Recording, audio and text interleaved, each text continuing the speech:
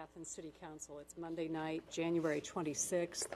We have 6 of our 7 council members present tonight. Councilmember Butler is not able to be with us. On first and third Monday nights, as by way of background, we have regular council sessions where we read ordinances and hear from other members of the public who might have an agenda item they might want to bring forward. If it's an agenda not on the agenda, then they can speak to council members. Tonight, what this particular Athens City Council has chosen to do is on second and fourth Monday nights, we have our committee meetings. And so tonight we have our 4 committees. We'll have Planning and Development, Transportation, Finance, and City and Safety Services Committee. We'll lead off with Planning and Development with Council Member Fall presiding. Thank you, Ms. President. So first I would like to just say quickly, I want to say thank you to everybody who's swept and shoveled their sidewalks. When I was driving around today, there was very few sidewalks that weren't shoveled. So that's great. So thank you. Yes, we have 2 cases that are going forward into the municipal court okay. Who did not shovel. Who did not from the last storm. But it really is important to keep the sidewalk safe so that we don't, because a lot of times people are out there walking instead of driving when we have a snow day. So the first agenda item on my list is a lot split on Hudnell Road. And basically what this is a amendment to a ordinance that was passed in 1998. As way of background, many times when there's a lot split within the 3-mile planning boundary, it goes before the Planning Commission, the Athens City Planning Commission, and they make a recommendation, and then it's sent to City Council to make an ordinance and vote on it. This particular lot, the owners would like to split the lot between into a 22.94 acres and divide it into streets and lots, number 1 and number 2, to be amended from the ordinance from 1998. And it will be split to a 29-acre, and they want to split that into a 12-acre lot 1 and a 14-acre lot 2 with a 50-foot wide private roadway. So basically, we're amending the ordinance that allowed them to do the initial lot split. Council has been given a recommendation by the Planning Commission that they would accept the lot split with the stipulation that the access easement that has been stipulated, the variance that is required by that access easement is granted by the City Council, a maintenance agreement be drawn up between the property owners, and that no development, subdivision, or new house construction should occur on the 69-acre residual property. So basically, they're asking to redo a lot split that they have done before, and the Planning Commission has okayed it with these stipulations. We have the property owners here, and their counsel at law. If we have any questions, it's pretty straightforward. We do these pretty much all the time. So I see no problem with it. Does the administration have any questions? As a member of the Planning Commission, I voted for it. But we had a lively discussion about what are we shaping for the future, but as it stands now, we're talking about some single-family properties. And I believe you could correct me if I'm wrong, the residual does have houses on it right now. It's just not any further development. Right. The maintenance agreement is because there's sections of the road there, or rather the drive. It has easements in place, but the maintenance would be the next question. It was voted for. I voted for it as well. There was one member who voted against it, mostly because the concern was that we'd be pushing it down the road, considering it's butting up right against that 5-lot, subdivision regs. But we felt it wasn't an issue there, topography-wise, and we're just amending it to adjust for the time changes of what has changed in the meantime. And any future divisions would have to come back through the same process. Right. And when I say single-family households, there's an active business, but it's a kennel, and so we're talking about just personal vehicles traversing that. So. Chris? One point of information, I guess 2 points, questions. Hudnell Road is located near where? Hudnall off 56, you head out towards the country club. Okay, Yeah, The Union Church. okay. it's past the country club, but it zigzags out Right there. past the church, you turn left, don't you? And the interesting conversation was also that at that time that they even established their home-based business, as it were, they weren't in the 3-mile limit. You know, as we grew. As our annexation grows, Right. then our 3-mile radius grows. Okay. Do you have any, would you like to say anything, or? No, I would just,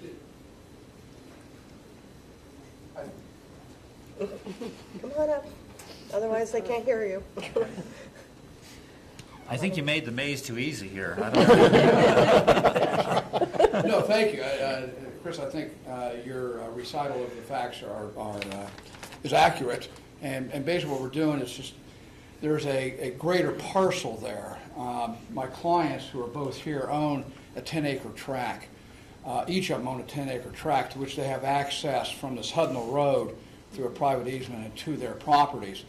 And they're desiring to, and we have already received the surveys of just 2 small pieces that we're going to attach to their respective 10-acre tracts to permit the septic systems. Unfortunately, the septic systems are right on the line or just over the line. So by surveying off these 2 small tracts and making them continuous and contiguous with their existing 10-acre tracts, they will have all the accessories on their parcel. And then that's going to leave a 69-acre tract which has the 2 houses on it, and which they are then under contract to sell. And the Planning Commission was of the recommendation that there be no further development, subdivision, or any commercial use of that property beyond what it is already. And I have prepared and submitted to council and to the Code Enforcement Office, to Mr. Paskey, a proposed deed and a maintenance agreement, which he has already reviewed, but I don't think he's passed on it, okay? I don't mean to be speaking for him. I haven't heard back from him. But he will be looking at it and getting back with me if there's any changes. So I think we have complied with the requirements, and it's being reviewed by Mr. Paskey. So we appreciate your consideration, and I know you've got a long agenda tonight, but appreciate it. Yes? I thank you, Mr. Walker. I was thinking this had something to do with septic systems. Yes. And I think it is very important that the septic system go with the property of which it is related to. That's correct. So, And that's why, I'm not speaking for my clients, but unfortunately, they didn't anticipate this was a problem. They owned that area, and so when they put the septic system in, they weren't really worried that it was right on their piece. Well, now they are, unfortunately. And that's why we have the 2.088 and the 4 point, off the top of my head, I'm sorry, the 2.808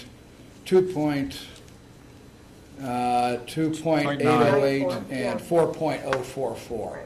Those 2 tracts are going to be continuous and contiguous and attached to their respective 10-acre tracts, and that will include and encompass the septic systems. and I think that's an important point for anybody viewing as well, that a lot of times you just don't want to have a septic system out there somewhere. It needs to go with the property it goes to, and as we're cleaning up these issues Right. around our community, this is an important piece. And unfortunately, I have some of those instances where they aren't with them. Good. And then you start getting into easements. Correct. And these will be fee simple ownership of that property on which those septic systems are set. No easement, no licenses. And that you said that the remaining residual acreage will have a part of the deed will be a restriction on further residential development? That's correct. Okay. The deed recites that I think I've submitted to council and to Mr. Paskey that there'll be no future development, that this restriction will be recited in every conveyance hereafter. Right. And further, that restriction be marginally, what we call marginally noted on the subdivision plat that's of record in the courthouse, to ensure that if some property owner or someone's going to buy that property in the future, when they run the examination, they're going to find it on, not only in the deed, but also on the plat, the subdivision plat. So it's going to be in both places. So that answers some of the issues of further subdivision and such. So I appreciate when people do that and put it where it will run with the title and the deed of the property, because then it keeps it clean for the future. So I'm always encouraging people to do that. Other questions? I just have an update from the code director that Okay. indicated that he did indeed review it. And Okay, it meets so all we the can standard go forward with this on Monday. Any other questions or comments? Will we be able to see the maintenance agreement to read it? It was, I can get it forwarded up here. yeah. I did forward one to clerk of You council. have it, and I have I it. just sat. Yeah. So, and if we can get it to, maybe email it? Sure. So, great. It is, it's on the back of mine. I'm not sure if it's on the back of your agenda. No. Oh, okay, it's just one. So, okay, great. Well, thank you, Mr. Walker. Thank you, I appreciate it. The second item on my agenda is, as people know, that sometimes when we're going through and making new code, and other entities such as the state or the federal make new code, some of our code that's present in our revised code is no longer needed. So when this process goes forward, we like to keep our code clean, and in this instance, the code that's there has been identified, and Jennifer brought this to our attention, and so I would like you to speak about it. This is simply a piece of code that I came across while doing research for our recently passed amendments to make our parks smoke-free, and it's Chapter 9.13 of our city code, which is titled Clean Indoor Air, and much of it reads regarding to restaurants, bars, other public places, and to outing in those public places. And as we all know now, Ohio Revised Code sort of supersedes this section of code, and so I think that much of this code is no longer relevant or necessary, and so perhaps we could strike some, if not all, of this chapter from our municipal code, since it's no longer necessary to us. I don't know to what extent others might believe that we need to have that redundancy, and I have not yet consulted with our law director on the issue. So I'm looking for input and feedback, and just looking to clean up the code. Well, my only comment was, I know that you've reached out, and as did President Nisley, regarding the stickers and signage in our parks. As difficult it is to keep our poles clean uptown, half of them have been taken off and torn off. So Rich has indeed ordered additional signage, and we'll be working on getting those into all our parks areas. So. In terms of the ordinance, we probably want to be selectively pull some of the stuff out. I mean, it may be redundant, we could refer to ORC, but probably we want to keep the penalties in place and the enforcement in place. So, we rather than have to cite the state, we can say this is our law and this is our penalties right here now. It makes it easier and cleaner in that sense, because then we have a direct link to how to prosecute anybody who is actually a problem on this, is a violation. Most of the time, I think it's actually the city county health department that actually does a lot of this enforcement. I have had anecdotal conversations with Chuck Hammer. Says there are some people that he's had to come back repeatedly over the years and eventually cite because they seem they still have their ashtrays out, or they're using beer cups for ashtrays in certain places. I haven't talked to him recently about it, but to just wipe it out entirely probably would be a mistake. But at the same time, to have the enforcement outside, we could probably whittle down definitions and refer to ORC, but eventually we should have the power within a city to do it. There is no mention currently of the city county health department as the enforcement agency in the language as it stands. So if that is indeed the case, then we might want to incorporate that, since as it stands, the language reads that violation is a minor misdemeanor. I would, yeah, we should find out. I know he covers for the county. I don't, again, I don't see a lot, I haven't seen a lot of violations within the city. I got one. You got one? For the parking garage, somebody reported that someone was smoking in the parking garage, and so Okay. posted, he hand-delivered a notice. And so it really is the health department under state regulations. But I think it's great, and we really appreciate, I think you started keeping your code clean. Yeah. It's a great theme, so we'll work on that this year. One other thing I wanted to ask is, you mentioned outdoor, like cups or those kinds of things, and I'm wondering, is there any in our code for these outside spaces that are now being used? I noticed one of the containers that people stuff their cigarettes in overflowing. It was in really bad shape at a local establishment. And is any of that part of, you know, our current, I mean, I think it's in our other code, we view it as the same as littering. I have to check, but that's what code enforcement. I didn't know if there's, could be an overlap of some sort. I don't know. I'm just throwing this out here since we're discussing this. You know, if you remember, we just recently revised Right. code, where Right. code now includes tobacco products as being litter items. So you're probably talking about litter. If something is overflowing out of a it is- canister and it's sitting on the sidewalks of the city, that now constitutes litter if it's fallen out of the receptacle. And they could be cited under the litter. It could. I think this points to, because of the changes in state law, that we need to review this particular one, include what the enforcement agency is, and, Could we And- refer to the other code? Yeah. Also, the cleanup code that we just, should that be referenced in Right. this particular code as well? Right. Possibly as a reference point. and referencing the ORC. So I think that we can look at these, so. So what about on, I think this may have been private property actually, because I'm not sure, it's at Station Street. I would view that as a And- commercial district. So that is a commercial district, and there's the parking lot, and then there's the sidewalk that I believe is owned by the businesses in front of that. That's where it was located. Well, I would say it would be viewed no differently. For example, the code director informed us today at staff meeting that a number of the businesses operating on East State received warnings, violations at this time, regarding the trash along the rear. So, you know, I don't know why I would view this any Okay. differently. Okay, thank you. And I'm glad to hear that. I'm sure you're.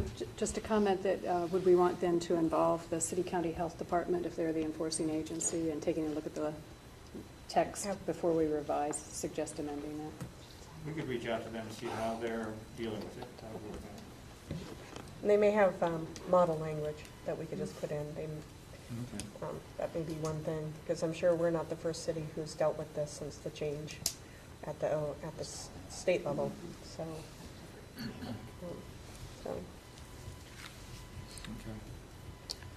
Okay. does that answer your question? Okay. Yes. Okay. So that sounds like it's we'll put that onto the ongoing project list. And it won't be up for a while, I would expect. Not next week, how about Not that? next week. Not next week. I have no miscellaneous on my agenda item. Does anybody else? Okay. We'll move Thank on to you. Transportation Committee. Thank And you. that's chaired by Councilmember Pappy. Thank you. First item is our 2015 International Street Fair. International Fair is this year from April 13th through 18th. On Saturday, April 18th, we, for many years now, have closed Court Street from Union to State. And the closure needs to occur from 7 a.m. to 6 p.m. That accommodates cleanup and setup. As many people know, we have a very diverse population here. And this is an opportunity to be inclusive and for many different people to interact with this diversity of folks. Food is one of the big pieces to that. The event specialist this year is Ellie Cowler. I guess I'm spelling her saying her name correctly. So I just, next week, we'll put forward the ordinance for that. Any other comments or questions? I've lost count of how many there have been so far. It must be up in the, I don't even know at this point. And so will we do the usual series of closing the streets, banning the plastic, or excuse me, the glass containers, and Yeah, I It think, hasn't been very riotous up at the International Street. it's fairly. Unfortunately, for, maybe the second, could be the third year in a row, the hashtag fest is the same day. Say that. The hashtag fest, I don't know what they call it, number of And do we know the location? No, we should know this week. So that could present a challenge Correct. to our first responders and such, not only in the city but also in the county. I remember last year there was a lot of concern because there were also all these people driving around giving people rides in the back of trucks. And it's very concerning, the impact that Numberfest Helps has. the local economy. Well, that's a question. we do know that Numberfest will not be on Court Street that day. That's the only thing I we mean, know. if it's someplace else in the city, that is a direct problem, so. Mhm. But I think was the taxi cab ordinance that they just Started out. redone, doesn't that take into the fact that they can't haul people in the back of the trucks for money, or they have to get a permit or whatever? Correct, they have to have a license if it operates within the city, as it were. And that should be in place, because you'll have second reading and then 30 days afterwards. Well in advance of April 18th. Well, and I think whoever the promoter is of Numberfest, that's what we're discussing, correct? Is that person also needs to understand that there is a long-standing festival that is also going on in this community at the same time.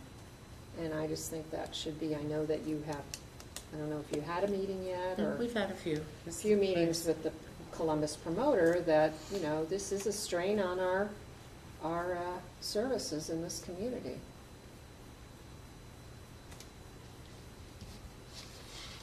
Okay, anything else about International Street Fest? Okay, so we'll move forward with those ordinances, and I believe we're far enough in advance that we'll be able to read 3 times.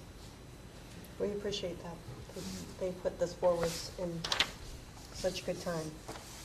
Always good to read 3 times. Okay, the next item is the West Union Street sidewalk improvements. So this is, we had all the work done on Union Street, and there's 2 ordinances that need to be brought forward regarding the sidewalk improvements. The first ordinance is just stating that we need to move forward and we've done the work, basically. And the second ordinance is we send letters to all the business owners regarding fees and the assessment.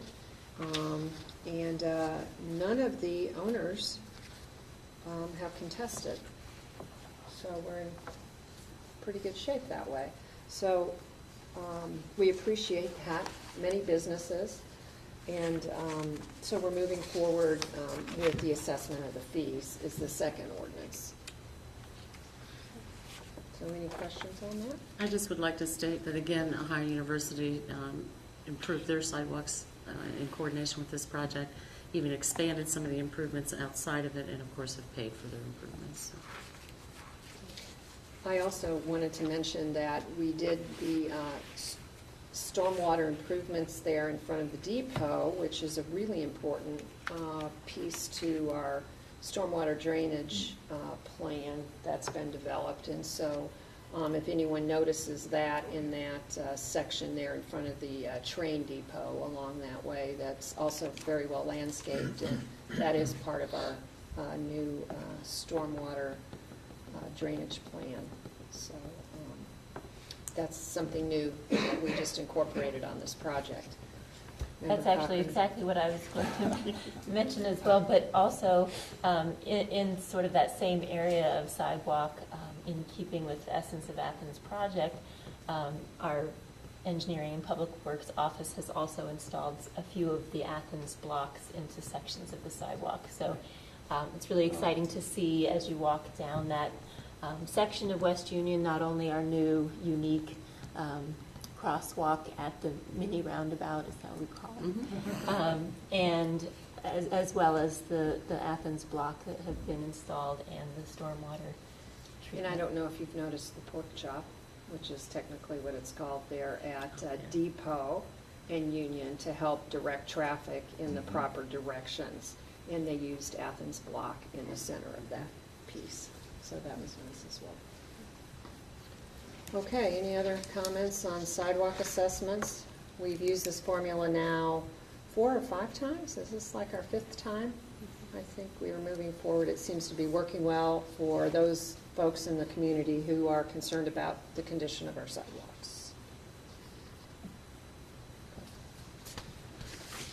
All right, bus purchases. Mayor, I'm going to ask you for an update. I have no update. Thank I've you. contacted, at my office, contact Michael Lockman. I have yet to get any type of written statement on how the funding would be. But I hope to have some before the next week, because otherwise we'll have to either start talking about taking out loans or tabling it, one or the other. And I didn't know if administration had any other miscellaneous or any other council members? No? All right. Potholes are regularly being filled. They are. Today, they're scheduled to roll on Wednesday. Roll on Wednesday. Snow kind of adjusts all ours. Right. And they are, with the thaw there we had last week, they are opening up again. And I didn't forward the email because today it just said the Wednesday potholes. So they'll just be attacking them. You can always phone them in, use the website to report. There's a number of ways. Thank you. Thank you, Member Tappan. We now have Finance and Personnel Committee that's chaired by Council Member Jeff Reisner. Thank you, Madam President. This will be the first committee meeting where I've chaired this. Bear with me if I fumble my way along, because you have such a marvelous history of running this committee flawlessly, seamlessly. I mean, it's like ballet. It's just beautiful to behold. Okay. So that's a very high bar to come up to. So I'll fumble my way through this, I'm sure. First on my list here is Community Center Energy Project Note. I believe there's a note that's going to be due February 27th this year, and I believe $75,000 has been set aside for that out of the money that the rec center has. Yeah. Want to speak to that? Plus interest. We're Plus paying it interest. down, yeah. The principal, 75,000 plus the interest, which shouldn't be that much. What's the interest, about 500, is that about right? Sounds about right. Debbie has Nickel the and change numbers. there. So we'll have a ordinance together for that. And then we'll roll over the rest of it for next year, with Right. the idea of paying that down. We won't be able to have the 3 readings unless you do a special session, though. And simply What's your pay recommendation? a bill, as we hear often. Okay, so we'll, next week do a suspend, that work? We'll suspend, do an emergency and get it done. Okay. So someone gets paid. The the company that holds the note is Hocking Valley? Hocking Valley Bank, yes. Okay, and what's their interest right now they're charging? I think the last email I got from the auditor's office that the rate would be 0.30. 0.3. Yeah, so, That's a pretty so good rate. again, it hasn't changed. Really. Okay. All right. Next thing I got here is our 2015 appropriations. I think it's a prior bill of $16,500 that needs to be paid. Yes, that has to do with, we had an auditor look at our optimum, was it prescription drug plan as well as our medical drug plan at a meeting sometime last month. Yeah, it was last month, or early this month. It was this month. Okay. Mm-hmm. The report was essentially that our medical payments and our cost share saving was adequate, but it was inadequate in the prescription drug area. So we were actually tasked with approaching them. I think it's in the law director's office right now to seek a reimbursement of that. In the meantime, the consultant needs to be paid. Well, that sounds reasonable. I would hope so. How much for the prescription are we looking at to recover, if possible? Well, that's going to be part of the negotiation. I think the estimate was for 2013 and 14 would be somewhere in about 78,000, somewhere in that range, Yes. 75,000. It was. Yeah. So it's significant. Yeah. They were supposed to be able to cut our costs a certain Right. amount, a certain percentage, and they did not reach that goal. Okay. I think that was one issue. The other one, if I remember, and correct me, the people who were there, were that they had actually tagged on some kind of some lawsuit that had been put in 2009 that they were piggybacking over to 2014, but it shouldn't have been in the mix at this point. So it was either an oversight of theirs or they're just trying to push it. Oh, I see. And looks like we're going to have to get a couple of debt and payment schedules together for the pool and the parking garage. Correct, that's why. We've asked for a parking garage. I haven't heard a response. So if we don't have that conversation and figure out how we finance the parking garage improvements this year, we are looking at next year, basically just in terms of timing and construction and bidding. And as far as the pool, the same thing. The understanding that I've received from the chair of the committee, advisory committee, is that council probably needs to be discussing what budget you want to set for this, because we will have to go out for the bonds for the pool, and having that parameter and being able to move forward with that as well. So, Well, don't we need to know what kind of pool, water park, Well, other facilities, parking and so on, before you can actually put a budget together? yes and no. I mean, basically, if you say the budget's unlimited, which would be whatever we could collect in the 20 years. Go ahead. well, that's my concern. There's an estimate of it bringing in anywhere from $14 to $16 million over the 20-year period. So for the pool, are you looking at a $6 to $7 million kind of ceiling, and then working within those parameters for that component that allows the other improvements to occur, both at the community center and in our recreational areas? Yes. Two questions would be, number one, in a way, backtracking. We have that anticipated revenue of $14 to $16 million, and the pool was one component of it, but accessibility in the parks and possible staffing, I thought, to help take care of that were also part of the picture. So, and in my mind, I would almost wonder if maybe we need to do a combination of finishing the public meetings on the pool to get the full community response on that, although there was a wonderful turnout last week at the meeting, but then also at the same time getting some kind of estimates from staff about the accessibility budget. And that, I think, if we can put those two parts together, then we, in a timely fashion, we might be able to build the budget. Another question.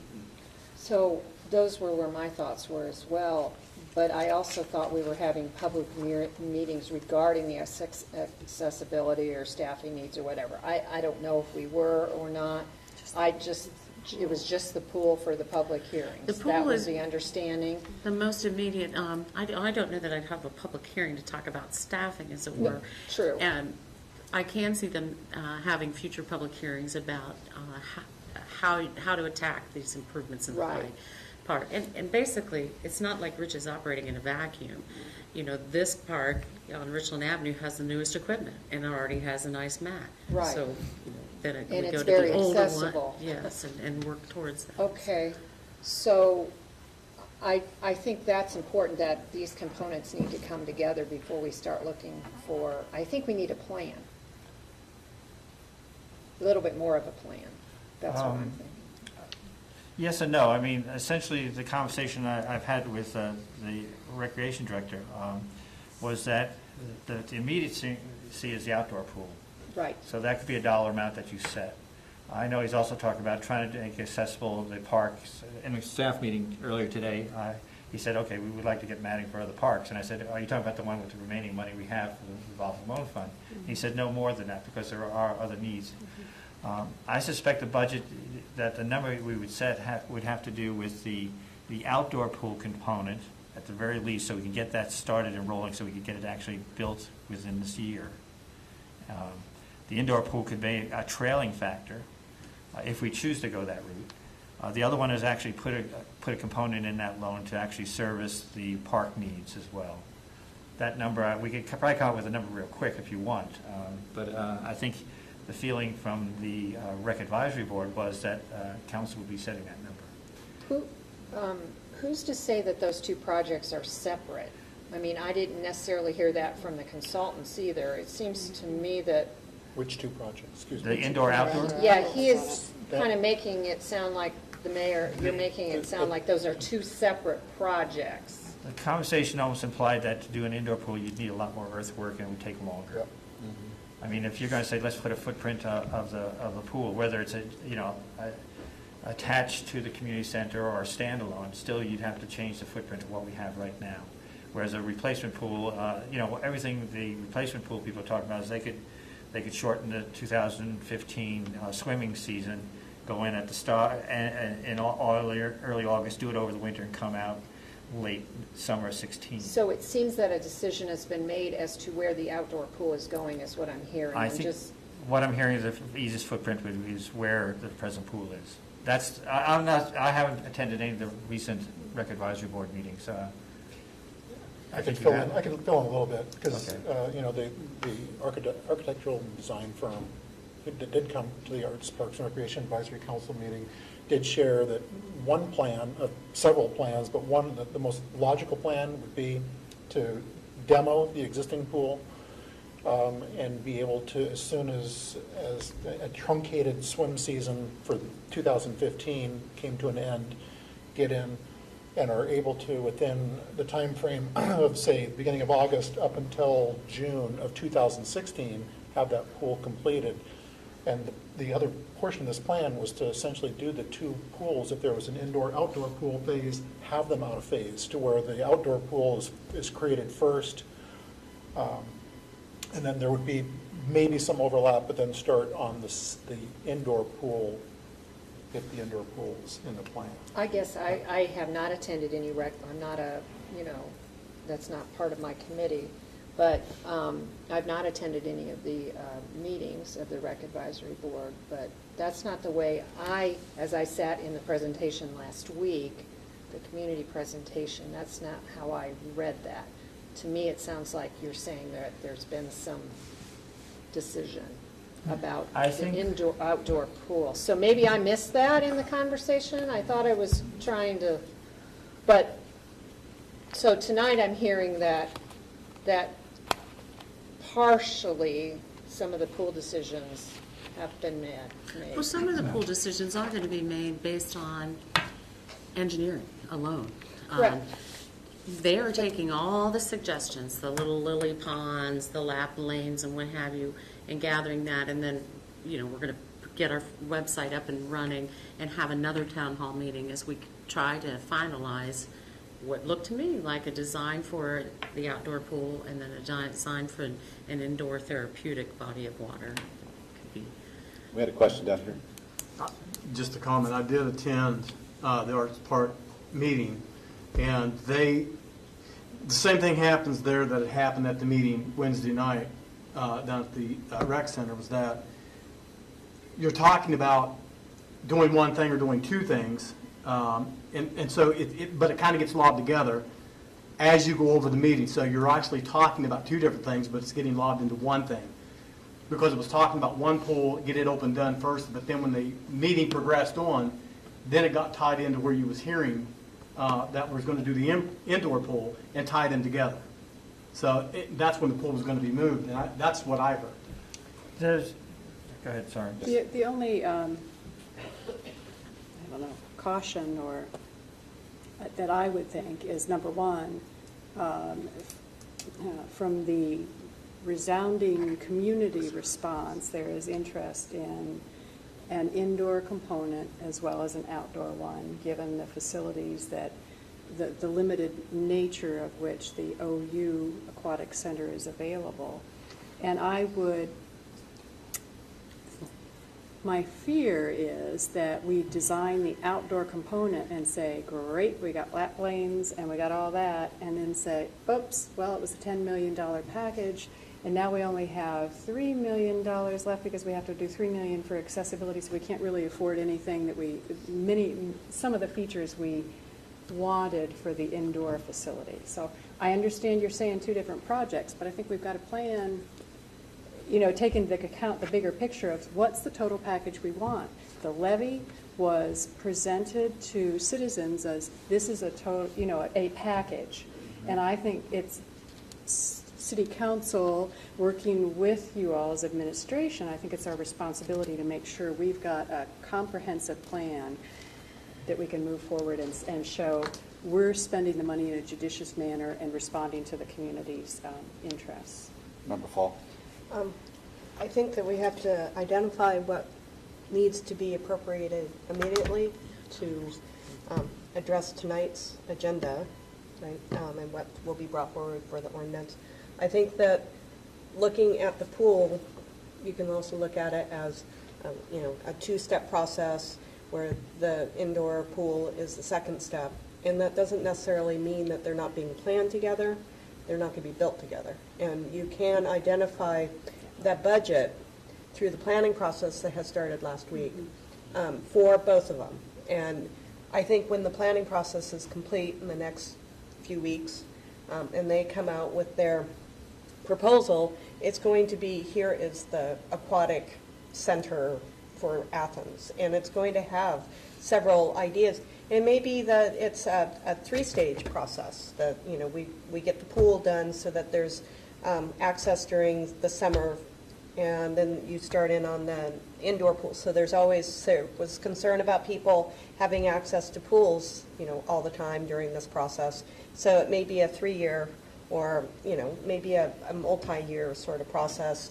But I think we need to allow that planning process to go forward. Before we do any sort of appropriations, we need to identify the short-range appropriations we need to do, and also what the round number that for accessibility in the other projects to start with needs to happen. My opinion. So. Again, the way I understand it, talking to Rick Abel, is that he wanted a budget set of some kind. How you break it down really is not that important to me. I mean, technically, you could say we'll go out for a loan for the entire amount that we can raise, and then at that point, the idea is to get the financing in place. From my point of view, if you want to get this, realize if we keep chewing it up for a half a year, nothing's going to happen in 2015. And, I have no problem with that if you want to, but at the same time, you could say, let's start the financing and the loan going forward. I suspect because of the size of the loan, it's not something we can roll over year in and year out with a low interest rate, very similar to what we did with the community center, because that was a bond, and it was a high, yes. So we're in for that length of time for that amount of money. We can certainly start that procedure up. How we parse it out in terms of pool 1, pool 2, and accessibility is essentially up to council with the advice of the advisory commission, Arts, Parks, and Recreation Advisory Board, and the input of the citizens. Really, the point of bringing this up as a miscellaneous is that we should start putting that process in place, at least so we're ready to go. How much we spend in terms of engineering and design, usually it's 1/10 of what the total cost is, so that will actually have to work out as well during this public process. We're already spending money to have these advisors to herd us in a certain direction and give us focus. But after that, the actual details and the drawings and the blueprints are going to be another cost. Right, but that doesn't need to happen next Monday. It does not, yes. Correct. And there may be the possibility similar to the wastewater treatment plant where we take out a loan for a certain segment of it and then roll it into the bond. So that's something. So we'll just need the auditor's office some guidance on that. Then that seems reasonable to do Well, that kind of. If we're worried about paying the consultants and moving forward with this planning, that seems reasonable. But trying to wrap our brain around this entire budget and what this is going to cost, I think, well, that's part of what we pay them to do as well, too. And again, really, this isn't a miscellaneous because we need to bring it up. That's all. It's not like we're going to have an ordinance next week for this. But the idea is to start getting our getting down the chute to say where we're going to, how are we going to do this and when we're going to do it. It's not on your agenda really. It's miscellaneous, it's bits and pieces because we have that to deal with. We say, this is something coming up. It's a chunk of money. Start thinking about it. I'm not asking for, something a lot. I would also suggest, though, that there is some sense of urgency here because this has been something that's been on the horizon for 10 a number of years. years, 10. not just months. 10 years. And we don't know how, will our pool work this season? Will we be able to open this pool? So it's certainly something we don't want to put off any longer. And so, if it's a matter of allotting, how many million are we going to allot? We did hear at the conclusion of the public meeting last week, the consultants say, yes, for $7 million, you can have both an indoor and an outdoor pool. So I think that gives us a ballpark figure to work with, and we just need to figure out, what are some parameters. Obviously, we're not going to go a lot lower than that or a lot higher and get both things that we want. I see that with the consultants, with what they're going, I would hope, bring several alternatives. And that would enable us to be able to identify, given the fact that we don't have to bring forward a ordinance in the next, however long, if we're not thinking about building until after the 2015 swim season. That gives us some leeway. I would hate for us to feel like we're under pressure to start setting arbitrary budgets before I see some alternatives between the things that they have gathered for their information, site information, and wishes and desires and needs. Difference between a want and a need, and so that sort of thing when they can bring it to us. I'd like to see it. I believe that is the plan, is that we're going to get multiple options on what's going to happen. And a lot of it, again, I can't stress this enough, that roundtable discussions that we had last week about the pool was a fantastic first start to get citizen involvement. And Would they this will bring that to continue council? on. Pardon me? Member Patterson, would they bring that to council? The plans? Yeah. I Yes. imagine that they will. At first, they'll bring it to the advisory board as well. Can I ask the timeline of what they have put together? What's that part of the scope of services? It's part of their scope of services. I can forward that to you. Okay. That includes the public meetings that we're under now. And I want to say this $25,000 is just this first component of it. And I hear what you're saying, and that will come forward, but in order to actually, if we want to let that project this year, there will be needed the finances in place just for design and engineering alone. Right. These are just going to be conceptual plans that we'll receive at this level with estimations of costs. That's almost the process we have, an either-or process, and that nothing, if we say, let's start the process of funding it, that doesn't set in stone exactly, but I think that I would like to know what their timeline is to get information to us about what they see as doable desires, and the two processes of how to start funding some of this stuff, the timeline for that, whether we take out a loan and then fold it into the bond or those sort of. Well, this timeline here, I think, only goes to maybe in this first quarter of the year, but, okay, got it. One more. I wanted to go backwards. When you mentioned the health issue with the pharmaceuticals and that was an outside auditor that came up with that plan, correct? That is correct. I did not engage that contract. It was from the auditor's So I office. just wanted, because I remember that was someone else who came in and reviewed the information and suggested that, and I wanted to make sure that was out there. Secondly, the parking garage. That's part of the miscellaneous, I think I mentioned, Jeff. Okay, have we gotten there yet? Go for it. No, but we can go for it. So, I think one of you mentioned the issue with the parking garage, and there was some there was timeliness attached to that to begin that process by the middle of February. And I'm hearing that we're not getting much, I don't know if it's coordination, I guess I'll use that word, regarding, moving forward with the bond council or moving forward with those kinds of things. And they were saying pretty much if we want to get this started by December of 2015, we need, for the timeline, something needed to come mid-February. So where's the problem? Good question. I haven't heard anything from the auditor's office at this point about it. So we'll find out. Again, we'll probably have to float a bond. We're talking about $1.8 million. We probably have to look at a debt schedule. We probably will also have to look at increasing the fees accordingly to actually pay it off if we plan to do it in 10 years. The Burgess and Nyepel that did the presentation said about we need to probably do, regular maintenance every 10 years. It's been 15 years since we did a major one. That's my concern, is that it sounds like having reviewed the plan and been in on some of those planning meetings and conversations, this is not something we want to wait on. It is not, but it has to be deemed affordable in terms of seeking a bond, that the payback has to be there in 10 years. I don't have a problem with that. Okay. I just wonder how we're going to get this process moving in a manner if we decide to do it for coming up soon and we're not having that coordination, I guess is the word I'm using. Question. If I understand correctly, though, the Finance and Personnel Committee will be meeting with the auditor, Yes, I was going to mention that. okay, later this week, so we should have an update. But I hear what you're saying, because The timeline was to safety- begin the ordinance February 16th is what I recall our timeline being. and the safety of To the hit parking December. garage, right, is essential.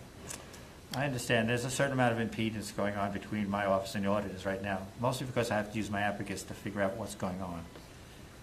Well, and that leads council, all of us council members, to also try to figure out what's going on. And that is a concern as a council representative, that it's like, Welcome to the club. I understand. Any other miscellaneous items? I do have one.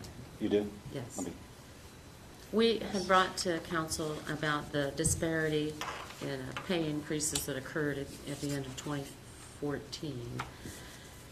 So I'm back tonight to state that I am going to request the additional 1% for the non-union employees for this year. That would equal the 3%.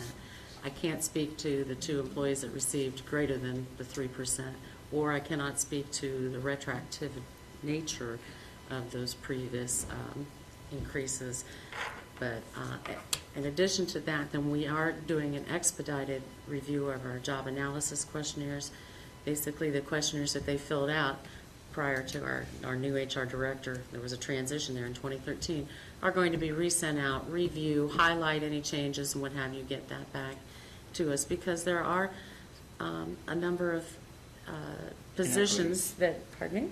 Inequities. in Inequities positions. that are occurring, and that we need to correct that. Right. So, Well, I want you to know that Finance and Personnel, we're aware of this, and I've spent most of the last week and all weekend going through the information packet that the mayor had provided, and then other documents that I got a hold of, talking with the auditor, talking with council people, and so on.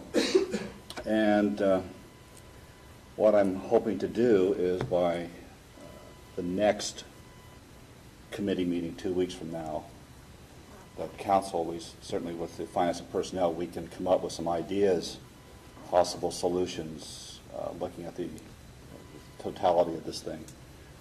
From the administration, what we need, I believe, is specifically, what would you want council to do in terms of ordinances or changes or to improve the situation? We need I do understand. something like that. Right, that's like a greater conversation to determine, Right. The interpretation of what pay scales or pay bands versus set Yes. rates of pay and annual increases. And things such as who has authority to do what under the Ohio Revised Code or the Athens City Code. How does it differ from one elected office to another? We have several here. We have a municipal court, we have a law director, we have an auditor, we have a treasurer. The mayor's office, do they all have different rules that govern the way they can hand out merit pay or do retroactive? That's what we're trying to look into that. This is something that hasn't come up before. It certainly caught me by surprise, and I'm learning as I go. It's all on the job, and one thing that the finance and personnel is trying to do is keep communication going on with the auditor. We have an auditor finance and personnel public meeting this coming Thursday, 3 o'clock. It'll be up here in the council chambers. It's public.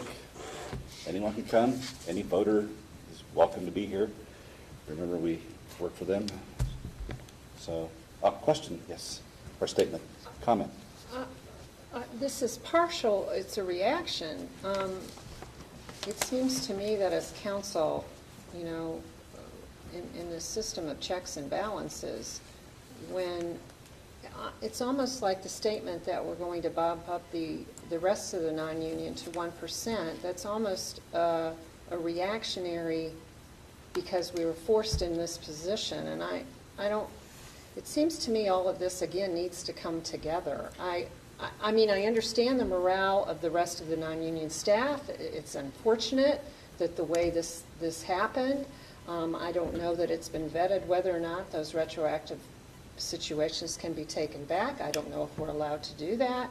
But I don't know that just going ahead and saying, okay, the rest of everybody's going to get a 1% increase because of something that was done in another department is the way to respond to this matter. So you're hearing my reaction to hearing that for the first time right now. So I'm concerned right now. I've been concerned since this came up several weeks ago with the whole what to trust and who to hear and who to listen to. And as a council member who doesn't sit on personnel and finance, I really trust that the Personnel and Finance Committee, if they don't have the information, then who do we trust? And it's really, you know, there's been, it's a lot to wrap your head around, and this whole process has been very difficult. I understand. I would like to state that I was seeking parity. And when you talk about the whole process, the process was there was an agreed upon non-union percentage increase. 2%. I'm assuming that's because that's what the budget would support. Right. That's what we were told, and that's what we thought was that. And now we want to bump it up another 1% because of something that happened in another department that I don't know that we totally 100% understand. We've reviewed the information that was given to us, and there's been no response from, you know, and, you know, I'm trying to think principles before personalities here because you know, that's kind of my guiding light is principles before personalities. And when I think of principles, I'm like checks and balances and having the information. And, you know, I even looked up what an auditor, I looked up the definition of auditor to make sure you know, and this is kind of, it's a problem. It's a serious problem, and I'm glad that Member Reisner is wanting to do this in kind of a steady, getting all the information before us. But then my reaction to a 1% increase for everybody else, I'm like, well, where's that coming from? I get where it's coming Principle. from. Out of principle. But boy, Member Nicely? sorry, Well, that was my little reaction. Yeah, hear what you're saying, and it is a matter of kind of a delicate balance, and we have differing opinions, divergent opinions from different offices, and so, yes, Councilmember Reisner, it's a difficult task with you coming in as a new chairperson, and so we're wanting to be patient with the process and gather as much information as we can. And I hear Service Safety Director, I know that you had several pieces of information previously from your department heads that I think would support her, in some respects, the additional 1%. The 2% was recommended across the board for all non-union. Mm-hmm. And if I understand the logic behind it, you're saying, I've had department heads come to me about people who are deserving of raises beyond, possibly beyond that, but weren't considered thinking about the budgetary constraints. And so it seems as if one department has done a 3%, and so you're saying to make it equal. I also do hear your comment that you are, if I'm understanding correctly, you're moving the evaluation process forward and streamlining that and moving that forward as expeditiously as possible, so that you have the information so that it's based on that evaluation component, which I very much appreciate that. We'd like to have that completed by the end of the first quarter, but we find that rapid turnaround deadlines get recognized. Will you be able to do that for all departments? Performance assessment. They're job analysis. Job which analysis, we have sorry. that's a different job eval that we have with two different things. Go ahead, Councilman. I can't stress this enough, and that is that, lines of communication between finance and personnel and the auditor's office, as well as the mayor's office, they're there. And so, I know Member Reisner and I have been working with the auditor's office to make this meeting, and thank you for getting that secured to where we are meeting and so that we can get our heads wrapped around all the issues at hand. The other thing that's really worth noting, and this is where misinformation or lack of information can be rather dangerous all the time and any time, and that is that I think there was a lot of assumptions that were going on when council approved the 2% raise, and then to hear that there was an office that was getting 3 and 4, and people automatically were starting to add things up going, whoa, wait a minute, here's an office that's getting 5 or 6% raises, and that was not the case as I understand it. In talking with the auditor said that it was truly a 3 and a 4% raise. Now, I'm not justifying anything one way or the other, but I think that's important information that everyone needs to be alerted to, that it's not a 5 and 6% raise throughout the auditor's department. Correct. We learned that last week. Member Foster. My concern is the how retroactive some of these things have been put forward to us. I mean, do we want, as it is now, I feel in some way, like Michelle does, is that it seems like we're doing things reactively because of parity issues and those sort of things. And one of the issues was the retroactive nature of some of the things that were put forward to us, whether the lines of communication had broken down or not, but that just wreaks havoc with being able to do budgeting. And if we have to, as council, when we're doing appropriations and thinking about salary increases and stuff, having to, in the back of our head, maybe somebody out there may decide to do something retroactively, that impacts the next year's budget too. And, it may be that this year people don't get a 1% increase or a 2% increase when we look at next year's budget. And it wreaks havoc.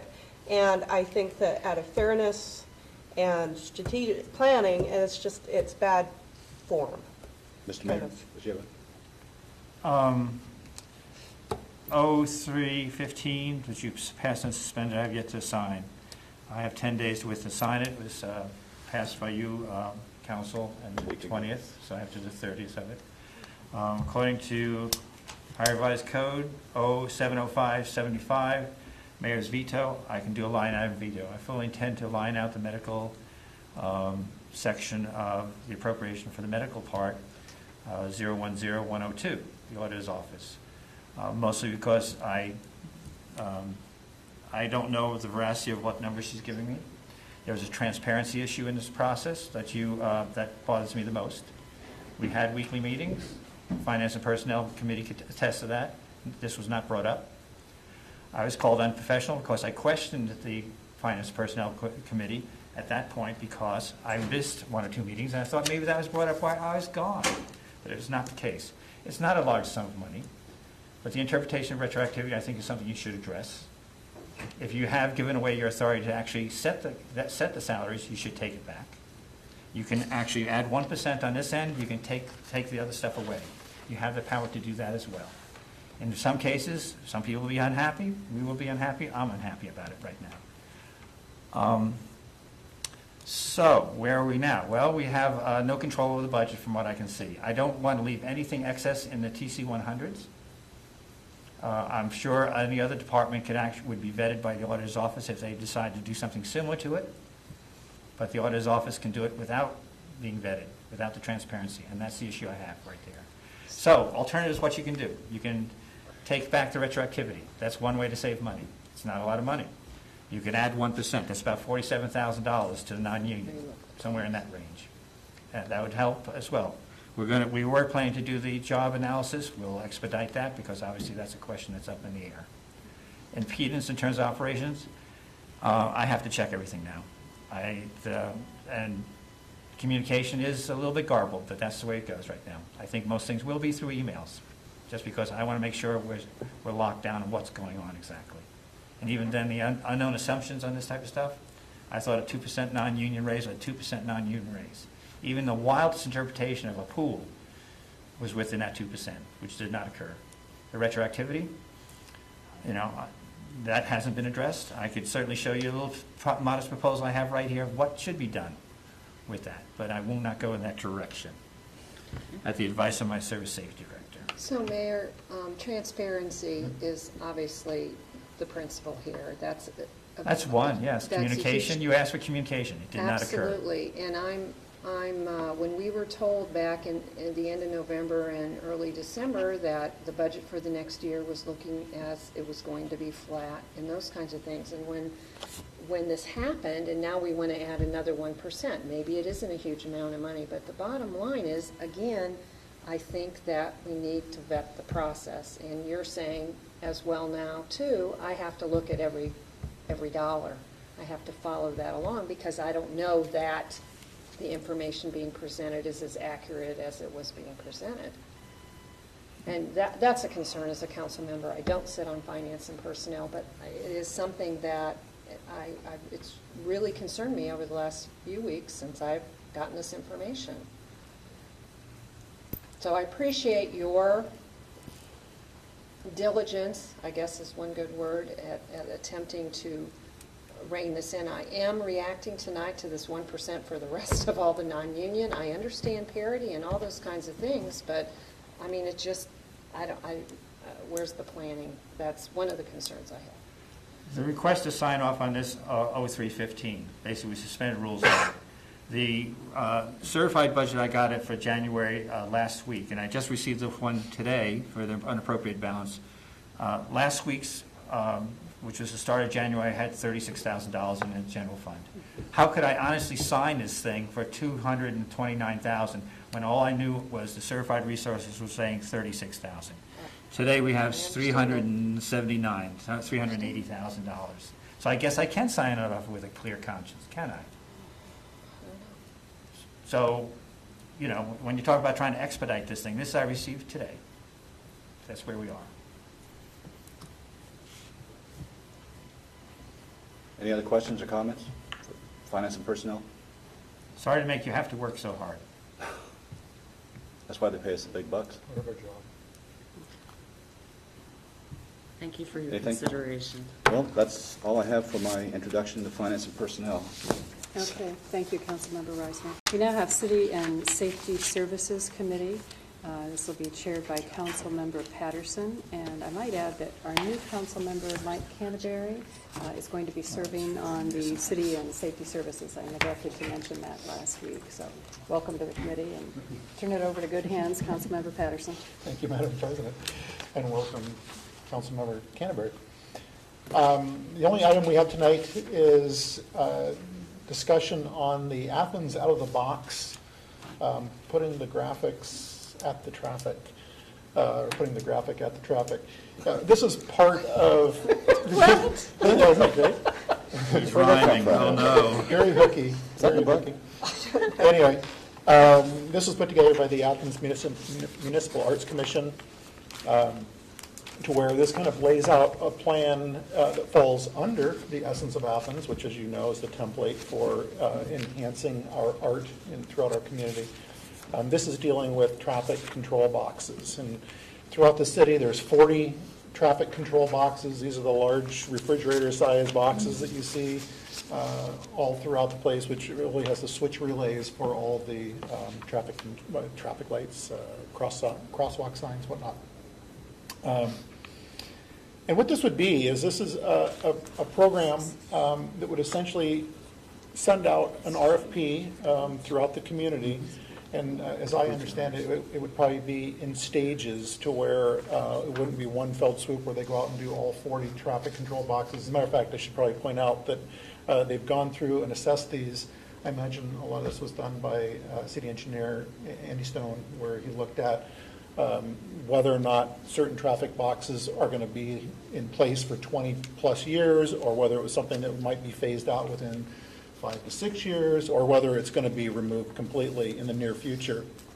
And of those, they identified 23 boxes that will be boxes that are in play for at least 20 years moving forward. And then there's another 4 boxes that will be viable within a 3 to 5 year cycle of time, with consideration as to whether they would stay in purpose or stay in use beyond that time frame. So given these boxes, the AMAC, or the Athens Municipal Arts Commission, came up with essentially a plan, which is this document that I have in front of me, which kind of spells out how to put the RFP out, the cycle in which things would take place. This is pretty cool, because this is kind of putting the RFP, getting artists to, if they choose to put forward a design, the design for what the wrap would look like. These are these veneer or vinyl wraps that will go on the boxes. The vinyl wraps have a 4 to 6 year life to them, and then they start getting tattered or vandalized or whatever. And artists can put forward their designs on these for the boxes themselves. The artist would also receive a $500 compensation for putting forward a design if chosen, which will help them with, again, their time and energy going into this. The vinyl itself, I believe, per box is about $475, something along those lines. And so we're looking at essentially for 10 boxes and with design for the artist design, as well as the vinyl wrap itself, would be about $10,000. This plan also has in it possible funding sources, one of which could be out of the general fund for the fund. It could also possibly come from grants. There could be a match that comes from the Convention and Visitors Bureau. That's still to be explored from the way this document reads. I don't know that that's completely clear as to where all the monies would come from for this. That's why we're having the discussion. I would say that I didn't look at the budget very carefully, so I apologize. I think that there's some ways for some cost-saving measures in here. I don't know how artists feel about that, but perhaps the Court Street all have the one theme together, or something along those lines. In addition to this, and we've talked about this, how do we fund public art? And I think this is part of the essence of Athens issue. We have 2 tabula rasas there on the wastewater treatment plant, the clarifiers that don't have the brick stamp pattern. That's also available to AMAC for the future. And we don't feel it's correct to fund that through the loan, the debt payment, as it were.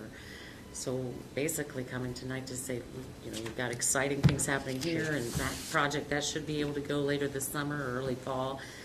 How do we fund our public art?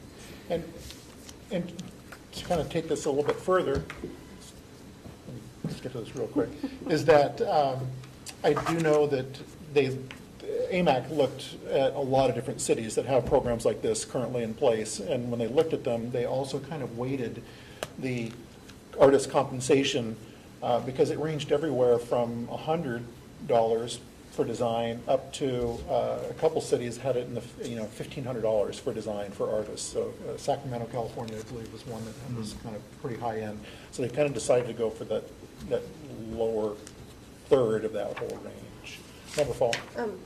2 things. My husband brought home a mess of pictures from Sacramento. He's like, look at these, and some of them are just astounding. And I think it's a great project. What about the 1% for art, and how does that work? Because Does it necessarily have to be within the project itself? Like, sometimes some of these really nice projects are not in the full-on public view. It's like under the bridge would have been, it's a beautiful object, and it would be nice if it was, you know, right out in some place. And so, is that a possibility for funding? Our projects are actually exempt, but we Utility chose to projects. do that anyway. Right, okay. But what about can you explain really briefly what the 1% for art is? I mean, if our projects are exempt, what projects aren't?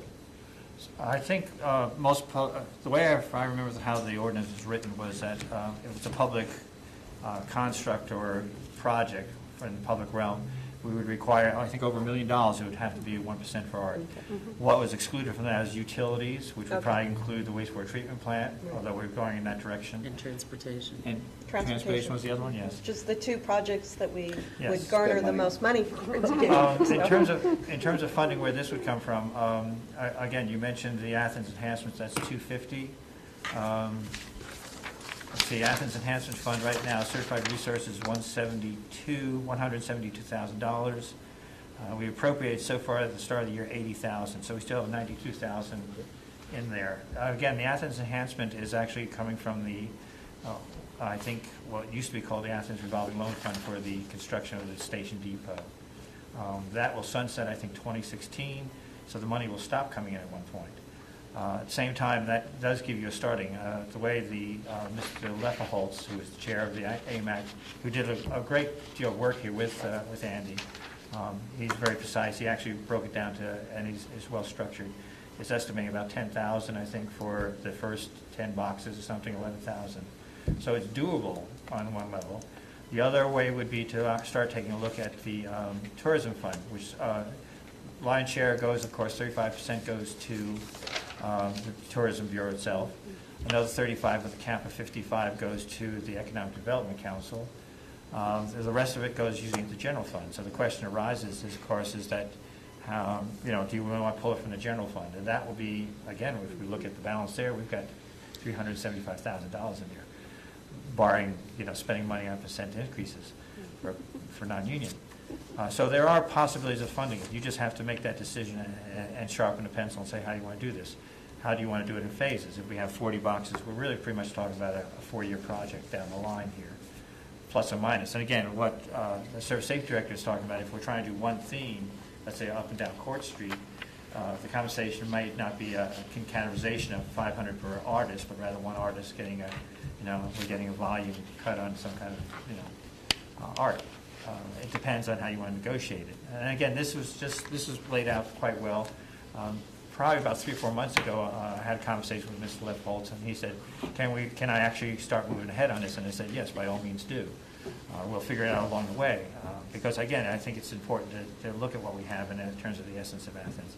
At the pool meeting, that was also brought up as a component, and the consultant said, yes, we read it cover to cover. We think it's a great idea. So I don't know if we're going to end up with passion flowers at the bottom of the pool or what, but the fact is there's a possibility to do that as well.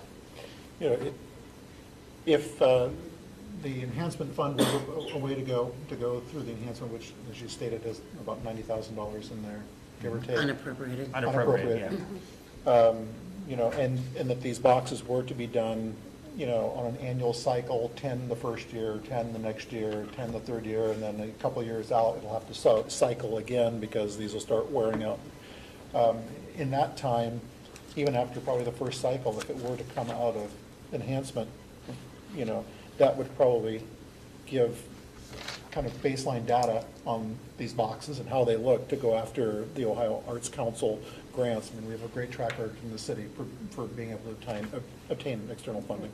So I think Talking about doing like a pilot project with using enhancement money and then review it and see how it's going. And That makes sense, because also the enhancement money is going to run out. So, Right. I mean, it'd be a good idea to use this money for something worthwhile, like a pilot project, or 2, or 3, and get it out there and then see what we could get funded other places. I mean, here we are talking, we're going back to budgetary things again, all of this, but this money is in the enhancement fund, and this was the kind of way that those enhancement funds were supposed to be used, so. Yeah, some of the money we spent for the paint program for home improvements, as you remember, about 15,000. That's Right. one of the pulls on that. Again, I always hesitate to pull on something like this that will not be renewed. It's like you're going to be pulling from a well that will not be refilled again. Well, in 4 years from now, if they're falling apart or they're not looking good, then we're all sitting here going, oh, we need to get those off of there. It just doesn't look good. And that whatever they are, that they can graffiti can be easily removed and not ruin the image. That's We hope the technology. I think Yes. Councilman Patterson had a comment about, wasn't it you who stated that what they found is if they're decorated, then you don't get the taped on graffiti vandalism Right. effect. But they also need to be able to hold up to that, because so it can be removed if that does happen. It doesn't ruin the whole image Yeah. when that's done. These are vinyl wraps, much like you see on the city buses, Got it. the same wrap, and, they can hold up to, city salt and crime and whatever. But, yeah, vandalism, hopefully what'll happen is these boxes are so attractive that a vandal will sit there and look at it and go, I don't want to mess that up, and we hopefully hope walk that. away from it. Is the, Have a is- number. I is this probably a need to doc- go back to AMAC to ask them what they would guesstimate would be a cost for panels at the wastewater treatment plants. So. okay. We still have Arts West concrete wall, don't we, that nothing We has do. been done with? I thought we were going to do a landscaping project there. Was that never finalized? It was not finalized. It's still not Okay. finalized. Is it possible to get this up on the website? Sure. Is this something that can, We can so stick it on, that yeah. citizens of Athens can view this? There's an AMAC, there's commissions and AMACs in there, and it may send you to a separate, but we'll find a link. That would be great. It's about 3 megabytes, I thought, maybe 1. That's So big. it's pretty, I thought he condensed it, but it's still pretty large. All pictures. Madam President? Just a question, and these wraps we're thinking the pilot area down Court Street? I think Court Street and Schaefer, I believe, some along Schaefer as well, from what I saw, again, The sample budget you put together on page 13 has Court State, Court Union, Court President, Court Carpenter, Court Washington 1 and 2, College and East Union, College and Congress and West Union, Richland and Schaefer 1 and 2. That's it. That's about it. So that's the first 10. So- And I think he just was going for those for the Close-in impact. visibility, high pedestrian And lines. somewhere, some of it's within your purview, some not, but just a matter of, just like Andy Stone with our Public Works projects coordinates things. In the Court Street, we've talked about different ventures, so the grant that we were able to garner from the Athens Foundation for the cigarette filters to try and, start to clean up. Councilmember Pappy's been working with the Keep Athens Clean and Beautiful group, and with Service Safety Director Mosley about trash cans and coordinating the replacement of that. So if we get the wraps, the cigarette filter containers, maybe the new trash cans, then we're kind of coordinating all those beautification efforts for the uptown. I would call economic development and beautification. The sort of cleaning up of uptown helps to do economic development. Mhm. I think so. Very much I'd short agree. north. Yeah. Yep. Okay. As you mentioned the cigarette butt bin boxes. You should probably give them a real quick update on those. Those have been ordered, and once they arrive, they'll be taken to Passion Works, and Passion Works will start putting their paint scheme on those. So the plan is hopefully having the cigarette butt bins to the point of having them installed early summer, getting them up. And then we'll start a campaign of PSAs to make sure the word gets out. This In is- terms of communication, that would have been nice to come through the KACB group, since we've worked and talked about that for so long. I've not seen a design or seen what was submitted at all, and we had discussed that for the last 10 years. So that would have been helpful. They're already bought and ordered and whatever, but that would have been really helpful, because KACB has spent countless hours discussing cigarette butt containers, placement, all of that. So I just wish I would have known about that. Thank you. I don't have any miscellaneous.